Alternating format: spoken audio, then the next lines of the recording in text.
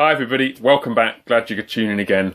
Okay, let's take a look at the whole of 1st and 2nd Samuel and the whole of 1st and 2nd Kings. Yes, you might think that's a rather large chunk of the Bible to be biting off in one go to think about, but I want to make a couple of suggestions about how you might approach this part of the scriptures and to give you, to begin with, the most broad brush, big picture, bird's eye view, none of the detail and so on, but just to try and give you a sense of the landscape as a whole. I think this might help you to get to grips with what can often seem like quite confusing narratives that go on for a long time and so on. So maybe it would be helpful just to get a big picture, and then I want to give you some resources which you might just be able to see here on the shelf to my right, your left, which may help you then to get into the detail.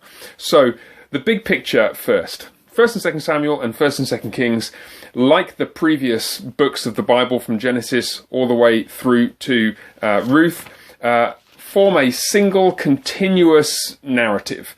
They actually are regarded as more closely united with each other even than the previous books from Genesis through to Ruth, but suffice it to say that they continue the pattern that we've seen before, where the history of Israel from Genesis, or the history of God's dealings with the world really, from Genesis all the way through to 2nd Kings, forms a continuous story, and they're to be read in that context. And so if you just remember back to the book of Genesis, we acknowledged at that point that the agenda is set very strongly in Genesis 12 with God's promise to Abraham of a land, a great nation of people, and the blessing of God in the form of his presence with them, which will be a blessing for the nations of the world all around them. And really what you see in 1st and 2nd Samuel, 1st and 2nd Kings, is first the rise of hope and expectation with the coming of the monarchy,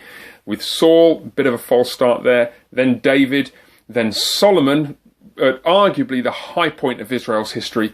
And then having reached that high point, as soon as you've reached the high point, things start to crumble and you begin the long slide down towards exile, which takes place at the end of 2nd Kings. And all that is, of course, spoken of, among other places, by Moses in Deuteronomy 27 and 28, when he warns the Israelites about what will happen to them if they're unfaithful to him. So, okay, just taking a look at those books as a whole then. 1st Samuel, to begin with. Major characters: Samuel, Saul, and David, in that order.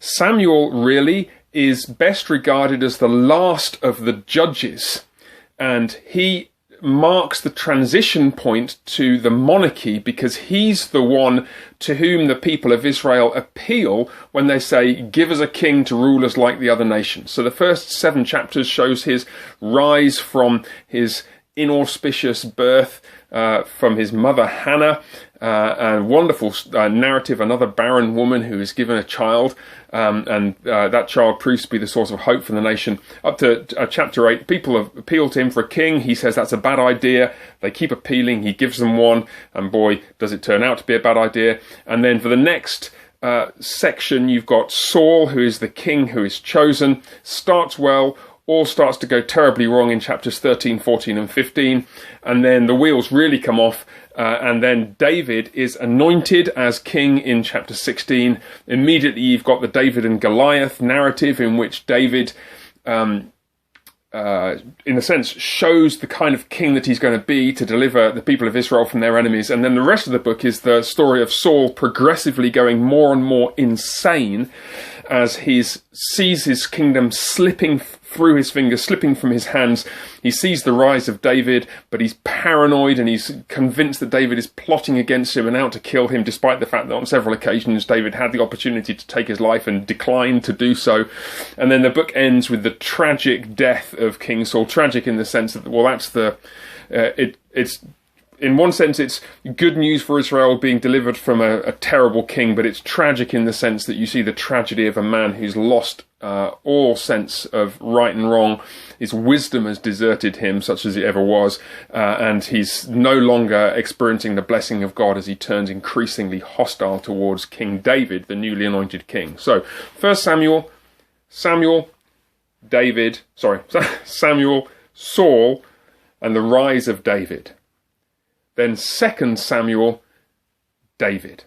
Just think of 2 Samuel as the book of David. It begins with his rise to the throne, having been previously anointed king. He's not actually enthroned as king until formerly in Jerusalem, that is, until 2 Samuel.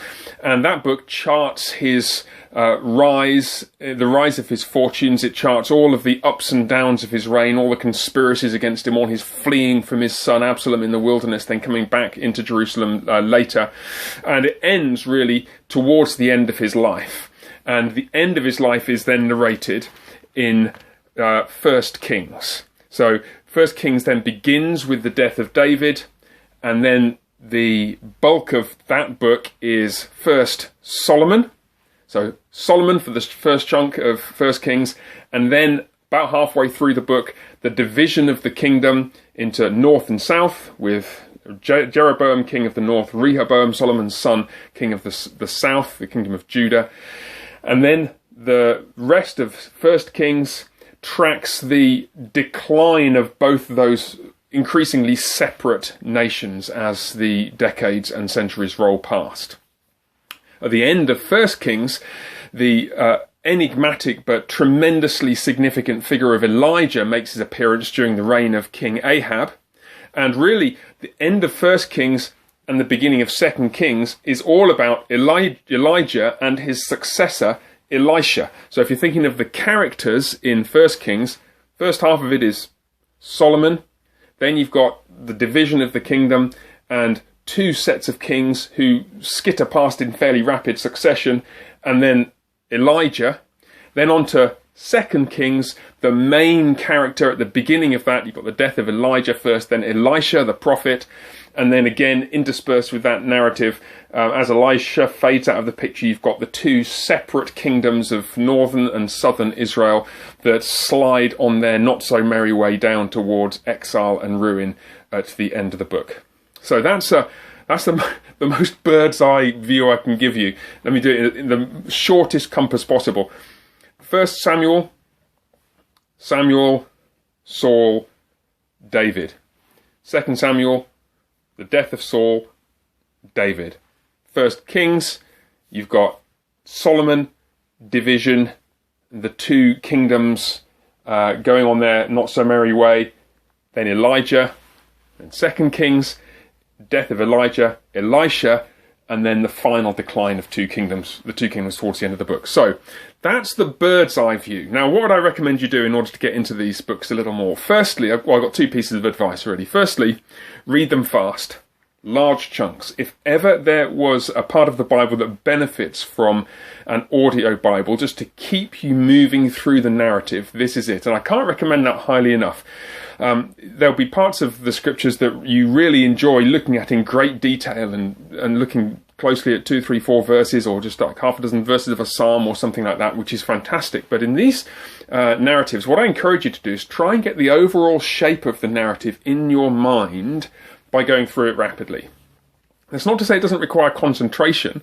I mean, you can listen to the Bible in the car or something like that, but there is benefit in concentrating and focusing on it, but moving fast through it to try and get the overall shape of the narrative in your mind. Then once you've done that, what I want to recommend is two of my favourite authors on Old Testament narratives, and one of them I'm sure will be familiar to you, the other one might not be, but I want to introduce him anyway. The one that you'll know about is Peter Lightheart, who has got some fantastic books on 1 and 2 Samuel and 1 and 2 Kings, commentaries in two different commentary series, well worth a look. The one on 1 and 2 Kings is more technical and slightly unusual in terms of the kinds of issues that it connects that narrative to, but it's extremely thought-provoking and very insightful. Less of a commentary, more a series of theological reflections on the text, but nonetheless well worth getting. Just a second. And then these really are more like expository sermons on the text of the books, and that's why I enjoy them so much. They're not really technical commentaries at all, but they're not designed to be. They're by Dale Ralph Davis, a pastor and scholar, and they really, really do get you into the details of what's significant about the smaller chunks of the scripture. So if ever you've been reading through let's say, First Kings, and you come to some king whose name you're not even sure you heard of before, and you're thinking, what's so significant about this guy at this time? Dale Ralph Davis will very likely give you something very thought-provoking to read in 10, 15, 20 minutes that would open up that part of the Bible to you. So that's what I'd want to recommend. Start big picture, go through the whole of those books as quickly as an audio Bible will take you, and then as you feel drawn to get into those individual sections more closely, grab Dale Ralph Davis or Peter Lightheart and have them draw you into the details of those texts. I'm sure you'll find them, I hope you'll find them very illuminating, and I'm sure you will. All right, well, I hope it's helpful. The Lord bless you for now, and I hope very much to see you soon. Bye for now.